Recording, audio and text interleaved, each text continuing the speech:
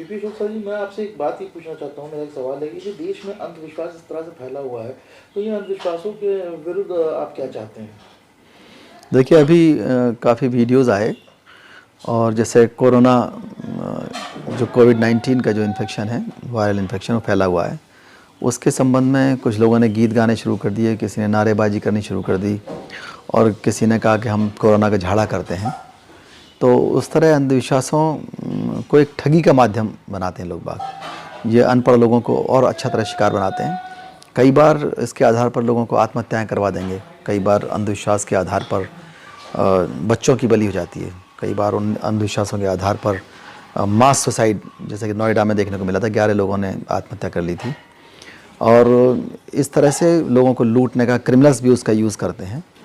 और यौन शोषण बच्चों का होता है, महिलाओं का यौन शोषण होता है देहात में।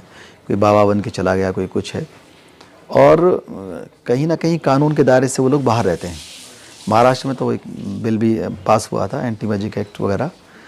और निश्चित रूप से एक वो चाहिए इसके लिए कि एक स्पष्ट कानून हो कि अंधविश्वासों को ठगी की तरह से लिया जाए, ठगी के मुकदमे हों, तो अंधविश्वास फैलाने में लोग डरेंगे। और अभी तक यह है कि लोग ये मानते हैं कि अंधविश्वास जो फैला रहा है वो कोई धार्मिकता का आवरण ओढ़े हुए है, तो उसको एक कवच मिल जाता है और लोग उसे क्षमा कर देते हैं। लेकिन जो लॉस है पूरे देश के अंदर बहुत ज़्यादा होता है और लोग भ्रमित होते हैं। उस भ्रम के कारण अफवाहें फैलती हैं बहुत बड़ी बड़ी। जो हमारा साइंटिफिक टेम्परामेंट है, वो साइंटिफिक टेम्परामेंट कम होता है।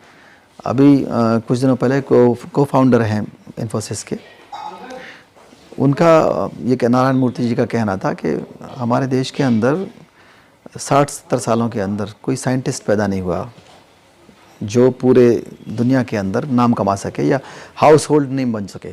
उसकी जो खोज है, उसकी वजह यही है कि हमारे जो सोचने वाले और वैज्ञानिक है वो उनकी संख्या बहुत कम है। अगर अंधविश्वास ख़त्म हो जाएंगे तो सोचने समझने वाले लोग और पढ़ने लिखने वाले लोग बाग वो वैज्ञानिक सोच वाले होंगे। वो ये नहीं सोचेंगे जो कोई चीज़ दिखाई दे रही है ये ऐसे ही इसकी रचना हो गई है।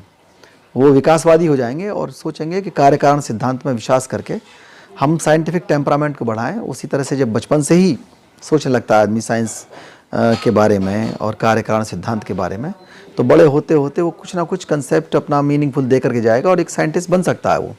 लेकिन जो आदमी बचपन से सीखा हुआ हो कि हाँ चंदा मामा है और इस तरह की चीज़ें हैं, वो चंदा पे पहुंचने के चक्कर में नहीं रहेगा। वो कहेगा बस चंदा मामा मान करके छोड़ दिया, गंगा को माता मान के छोड़ दिया।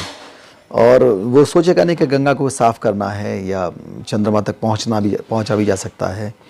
ये तो छोटे छोटे उदाहरण हैं, बहुत से उदाहरण ऐसे भी जिनसे कोई नुकसान ज़्यादा नहीं होता, मनोरंजन होता है या एक बहलाने वाली चीज़ें हैं। लेकिन जहाँ पर वो अपराध की श्रेणी में आ जाता है या अपराध को उसका एक आवरण मिला हुआ है, उस आवरण का ख़त्म होना कानून के द्वारा ही संभव है। पूरे देश के अंदर अगर इस तरह का कोई कानून बनता है कि हाँ जो अंधविश्वास है उसको ठगी की तरह से ट्रीट किया जाएगा, उसी के मुकदमे होंगे, तो जो अंधविश्वास फैलाने वाला एक बहुत बड़ा अपराधी तबका है वो उसको फैलाने से डरेगा। और हमारा जो एनर्जी का नुकसान है, अंधविश्वासों में बहुत बड़ी एनर्जी, बहुत बड़ा जो संसाधन है और बहुत समय बीतता है। अगर हम ये समय वहाँ से बचा करके प्लानिंग में लगा दें, इनोवेशन में लगा दें, इन्वेंशन में लगा दें, डिस्कवरी में लगा दें, भ्रमण में लगा दें, तो ये एक पॉजिटिव प्लानिंग है, कंस्ट्रक्टिव काम है। लेकिन ये है कि हम उसको बहुत ज़्यादा अपने सुपरस्टिशंस में, अपने उन ट्रेडिशंस में जहाँ आज ऑब्सोलीट हो गई हैं, जिनका कोई फ़ायदा नहीं है, कई बार उनका नुकसान ज़्यादा है, उनमें अपना धार्मिकता अलग चीज़ है, लेकिन धर्मांधता, अंधविश्वास जो मानवता का नुकसान कर रही है, जो हमारे देश का नुकसान कर रही है, समाज का नुकसान कर रही है, जो हमारे बच्चों को बीमार कर रही है, इस तरह के जो अंधविश्वास हैं उनके खिलाफ बहुत कड़ा कानून बनाया जाना चाहिए, ताकि किसी भी तरह से हम एक वैज्ञानिक सोच पर चलने वाले भारत का निर्माण कर सकें।